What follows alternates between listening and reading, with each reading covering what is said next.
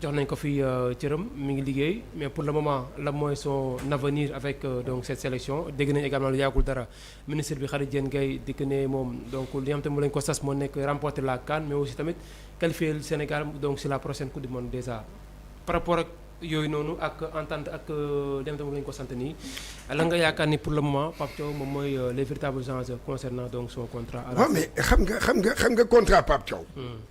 man bi ma ko déggee bi ko ministre bi waxee. man boog sama xalaat bu gàtt. man de dama ne Pape Thiaw dafa jël ngandam risque signer contrat boobu. mais homme de défi la aussi. waaw d'accord waaye bon parce que contrat bi comme ni ko ministre bi waxee. nee na jël qualifier coupe du monde dem jëli coupe d'Afrique. yow tu penses que c'est impossible. non attends boog man. boog. man jàpp naa ne bu doon beneen entraîneur bu expérimenté. entraîneur bu xam. du signer contrat boobu. comme ni ko ministre bi waxee. bu dee noonu la. billaahi du ko signer. mais parfois da nga jël ay risques aussi. waa déet risque ba sa carrière yàqu. mais jusqu'à présent mi ngi si yoon bi. waa déet non attends dama ne jël risque exemple je donne un exemple aujourd'hui ñu ngi ñaan.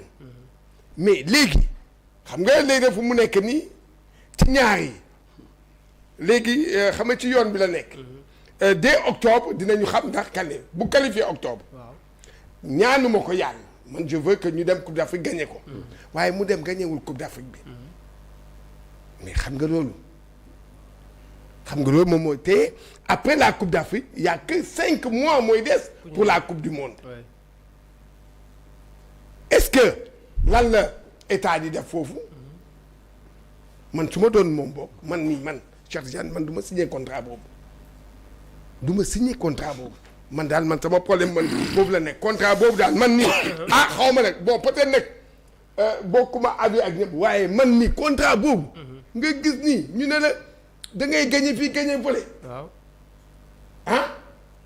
loolu de man de loolu jaaxal na Ba Lamine yow da nga yaakaar ni risque la pour Pape Thiaw mu accepter vraiment donc ce contrat maanaam remporter la CAN qualifier également Sénégal ci coupe du monde bi comme ni ko Cheikh waxee bu doon moom la du ko signé yow est-ce que tamit même avis bi nga am. waaw xam nga Pape bu muy signé contrat bi. c'est sûr que il a pas fait les yeux fermés Pape certainement il a des conseils en com il a des conseils juridiques peut-être qui vont lui dire signer wala bul signer. Mais je trouve que les objectifs assignés sont très ambitieux. Je dirais même trop ambitieux. Qualification Coupe du Monde, c'est dans la logique et ça c'est lu war a nekk la dañ ko war a assigner. Une qualification à la Coupe du Monde parce que quoi qu'on dise dans la poule où nous étions bu ñu defee tirage au sort bi souvent day am ay outsiders ak ay favoris. Et ñëpp xamoon nañ ne bu ñu defee tirage au sort bi c'était la RDC et le Sénégal et le Sénégal qui était même le grandissime favori du groupe donc loolu mun naa nangu objectif boobu noonu qualification à la Coupe du Monde mais aller remporter la CAN on joue pas la CAN au Mali ni au Burkina on joue la CAN chez la première nation africaine le Maroc on joue la CAN dans un pays qui actuellement est derrière nous en termes d'invincibilité parce que nous on est resté en 24 matchs c'est le record en cours au monde après il y a l'Espagne avec 22 matchs après il y a l'Afrique du Sud avec 22 matchs c'est le Maroc qui vient avec 16 matchs sans perdre donc c'est une vraie machine qu'on va aller affronter chez elle donc man lu ma mënoon comprendre mooy au minimum cet objectif-là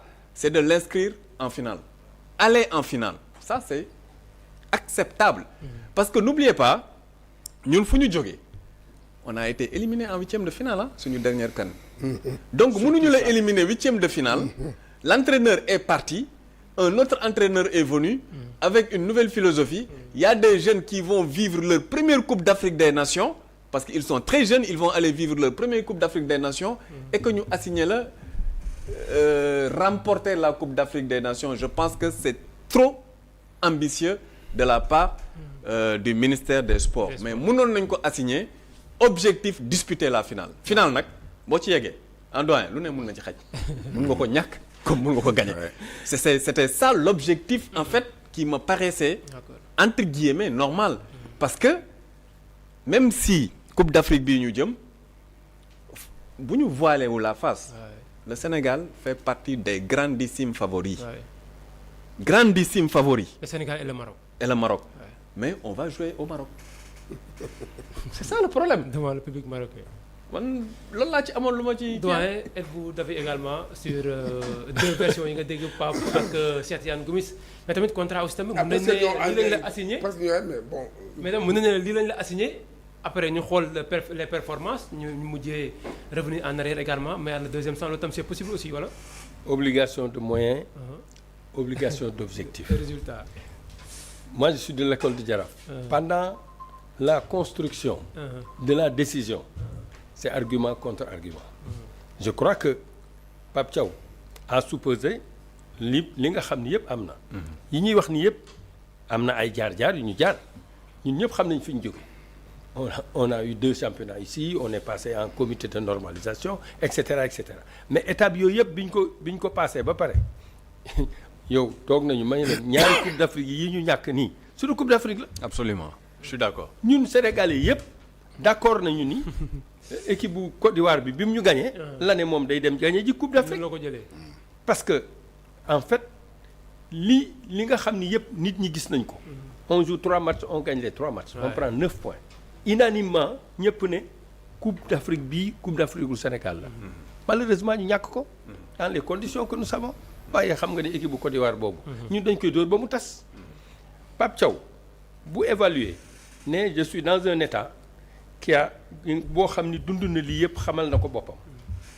joueur bu dee joueur wax dëgg yàlla dëgg neex yàlla boo seetee l'équipe bu Sénégal bi léegi dafa équilibré non seulement dafa am gardien am défense am ay milieu de terrain yu du jeex du xaaj am attaque.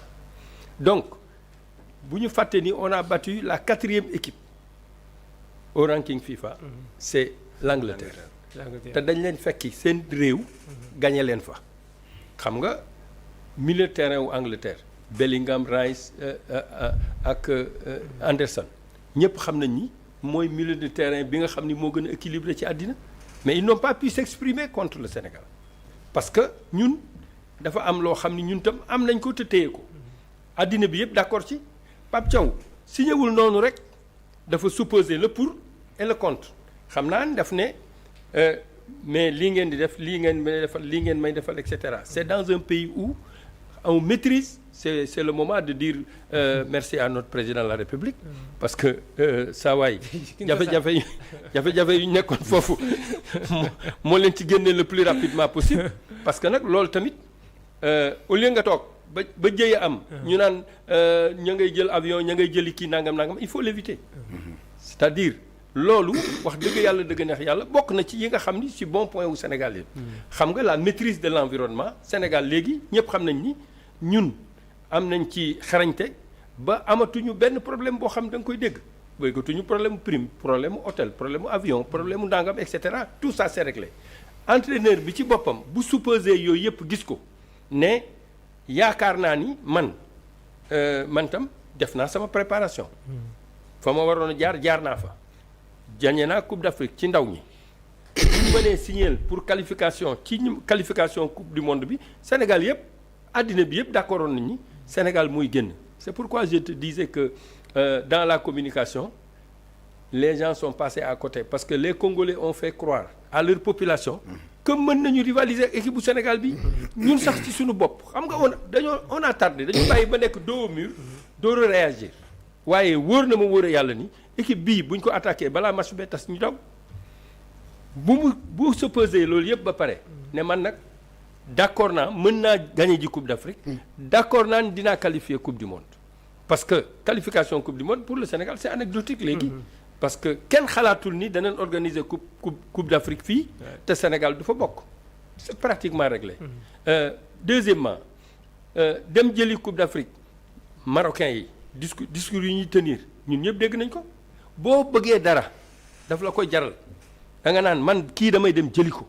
parce que premier acte bi nga war a poser c'est nga gëm ko gëmloo ko sa environnement et à partir de ce moment léegi nii ñun ñëpp li ñuy ñaan yàlla mooy qualification coupe du monde mais dem jëli coupe d'Afrique bi parce que effectivement Maroc bi ngay wax ñun ñoo ko raw parce que ñun depuis je ne sais pas combien de temps xamatuñu luy défaite moo tax en fait à un certain moment certains ont commencé à trembler j'ai dit yàlla dimbali nañu biñ ñu teelee dugal bi parce que bu yéexoon peut-être mën nañoo poser ay questions mais fi ngay xamee maturité équipe bi mooy même biñ ñu mënee 2-0 quand on est revenu à 2-2 on est resté patient di ko togg ba mu ñor ñu door accès dégg naa sax parmi tes confrères là ñu naan équipe nationale bi dafa mel ni bëggul gagner alors que la patience fait partie des armes redoutables dans ce contexte-là donc Pape Thiaw li mu signé xam nañ ko li mu signé xam na ko ñetti parti lañu mooy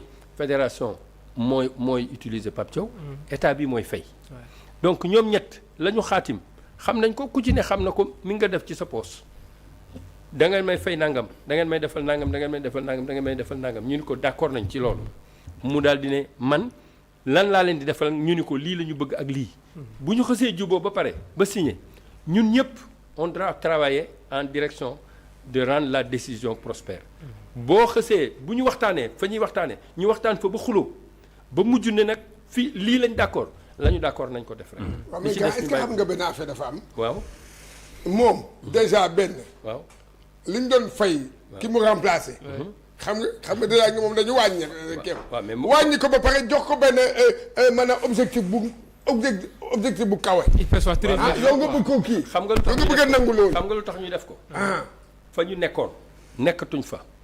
Sénégal léegi il faut qu'on refuse mënatul nekk on ne peut pas se cacher derrière notre petit doigt compétition bu ñu dem nañu jàpp notre mbubu de favori ñu sol ko parce que boo fi jéemee def leneen tamit da ngay sonal sa bopp parce que tout le monde addina bi yëpp compétition bu Sénégal di dem dañuy jàpp ni Sénégal bii benn la c'est-à-dire xam nga li tax fi ñu jóge woon ñun dañu jógee comité de normalisation football amatul woon Sénégal boo jógee foofu mënoo tëb rek daal di ne léegi dama bëgg a qualifier wala dama bëgg a dem coupe du monde wala dama bëgg a jëli coupe d'Afrique mais dañu jaar noonu ba gagner coupe d'Afrique jàpp naa ni ñaari coupe d'Afrique yooyu yëpp coupe d'Afrique yu Sénégal la d'accord njuumte yi ñu ci def ñun xam nañ ko on apprend de ses erreurs je crois qu'aujourd'hui Pape Thiaw supposé ne loolu yëpp avant mu naan damay sëgg signé boo xësee sëgg signé nag loola nañ koy discuter nii rek waaye signature moom boo ko xësee def jeex na nañu ñaan yàlla la mu xaatim. loolu la ñuy ñaan.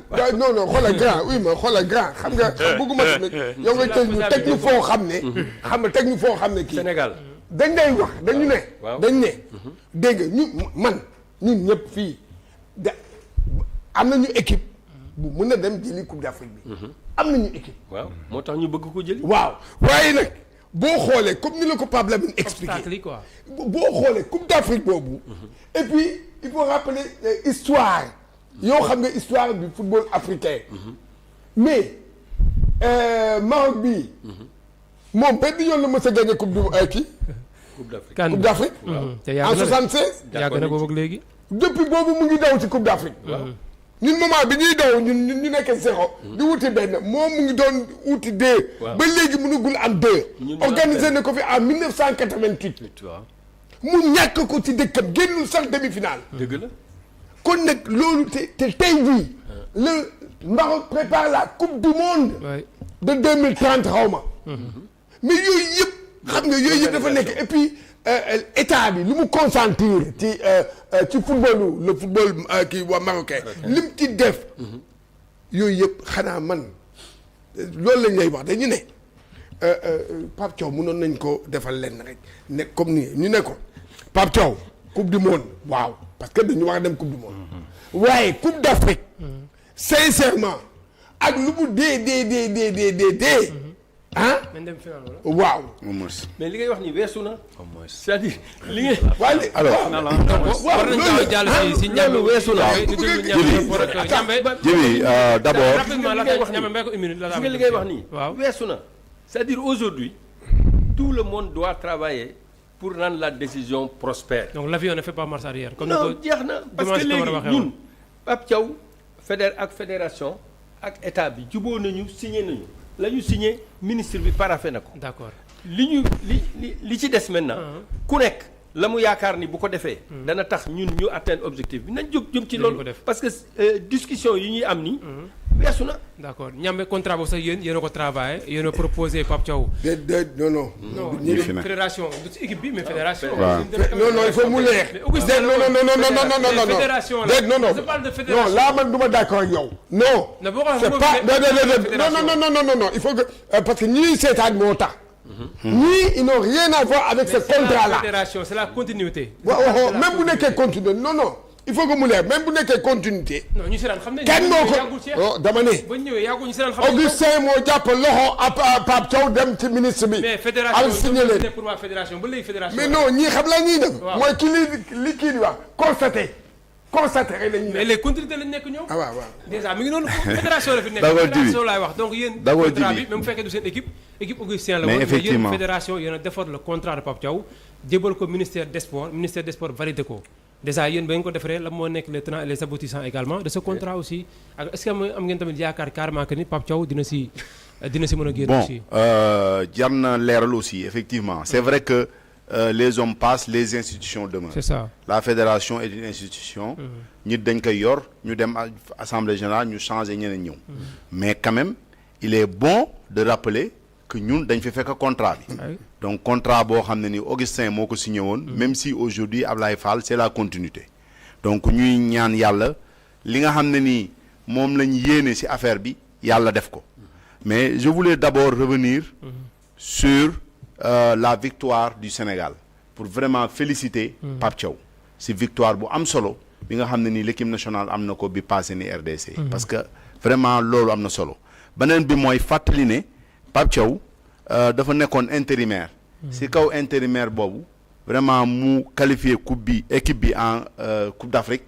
donc vraiment am ci ay résultats ba mu yëg ci fii li mu def nag pour man mbir la boo xam ne ni daf koy gën a jox engagement da koy gën a jox pouvoir da koy gën a jox bëgg-bëgg. pour que mu atteindre objectif boobu. parce que tamit fi ñu toll nii avec la nouvelle équipe il faut vraiment ñu xam ko y a ñaari aspect yoo xam ne nii ñoom ci seen gestion daf ci am benn bi mooy GAR ce qu'on appelle GAR la gestion axée sur les résultats que ce soit ministre directeur général ou autre ci conception bi ñu wax ñoom ci seen gis-gis mooy képp koo xam ne nii dañ koo jox ndombal tànk dénk ko mbir il faut que mu am ci ay résultats donc peut-être loolu moo waral vraiment mu am benn contrat de performance boo xam ne dañ ko wax Pape Thiaw donc ci contrat de performance boobu peut-être comme ni nga ko waxee qualifié coupe du monde mais jël coupe d'Afrique nit nag bu ñu defee contrat de performance je pense que dañ koy noter man nga réussir à 80%. mën nga réussir à 90 mën nga réussir à 100%. et je pense pas que ñu ngi ñaan yàlla mu réussir à 100%. mais quand même le jour de l'évaluation on dira que Pape Thiaw au moins si lii bi am na pourcentage boo xam ne ni c'est honorable ba nga xam ne ni Pape Thiaw vraiment dañ koy féliciter. mais contrat de performance bu ñu ko tegee mosuñu gis benn contrat de performance boo xam ne dañu naan bu amul 100% ñu jóge fi. xëy na loolu aussi nekk na clause boo xam ne ni kii après le jour de l'évaluation on dira. mais en tout cas Pape Thiaw c'est quelqu'un boo xam ne li mu signé xam na ko peut-être xam na ko bu baax a baax ñu ngi ko ci ñaanal yàlla parce que loolu mooy jàmm ñëpp loolu mooy bànneexu Sénégal yëpp mooy ñu qualifier coupe du monde pourquoi pas sa jël coupe du monde ñu qualifier nañ coupe d'Afrique dem coupe d'Afrique ñu ñaan yàlla ñu jël ko on est des cartésins mais quand même nous sommes des croyants loolu nag il faut que sénégalais ñu xam quoi le football c'est vrai c'est du foot mais quand même am na yàlla mën na dogal loolu am yàlla mën na dogal mu bañ a am loolu nag ñu koy suuraale si ñuy def waaw jeexal nga waxtaan bi ci dugalee yàlla dugal nga ci yàlla waxtaan ba jeex na bàyyil sa loolu bàyyi leen loolu yàlla bu leen ko dugal suñuy ay yàlla bay sa tool non c'est que et puis il faut ngeen xam benn affaire nous on parle de Pape Thiaw le contrat qu'il a signé un contrat c'est personnel moom moo signé moom dañ ko tegal dañ ko dee lii mooy objectif yi moom moo signé man je parle de la carrière de Pape Thiaw ministre bi man c'est que suñu ministre bi tam il faut ñu xoolaat affaire am parce que ministre bi wax buy non mais attends mi koo xam ne yow ci sport nga nekk booy bindal nit ko booy assigné nit. C'est lourd, xamal quoi. non na nga xam loo koy assigné. c'est lourd quoi pour yow. moom xanaa moom kiiwul le pour et le contre xoolul lan mooy Coupe d'Afrique fan la ñuy jouer Coupe d'Afrique xamu ko xanaa xamul fan la ñuy jouer Coupe d'Afrique. xamul Coupe d'Afrique bii enjeu yu ci nekk. est-ce que nekk moom on dit même pas c'est dem gis nga jëlee Maroc rek teg fii mais am na ay pays yoo xam ne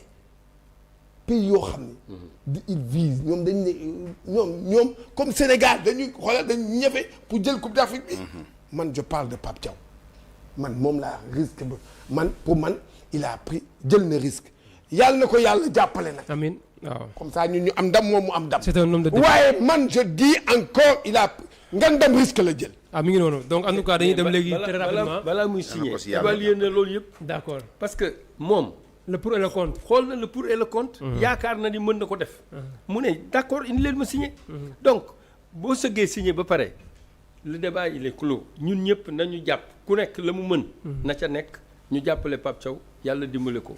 mi ngi waaye noonu waaye ñu ngi koy jàppale. waaw mais ni ñu ko jàppale mooy nii par exemple quand on va parler de l'évaluation des équipes bu boobaa ñu wax ci sunu xalaat. inchallah à partir de ce moment moom mooy décideur c'est le décideur final xam nga wàllu pind wàllu teen ak pind la. boo ñëwee ba ci foofu da ngay taxaw. il y a un seul décideur technique. il s'appelle Pape Thiaw. mi ngi noonu léegi kon nañu aborder suñu dernier point laataa ko ñu yëkkati jotaay mu concerné Sadio.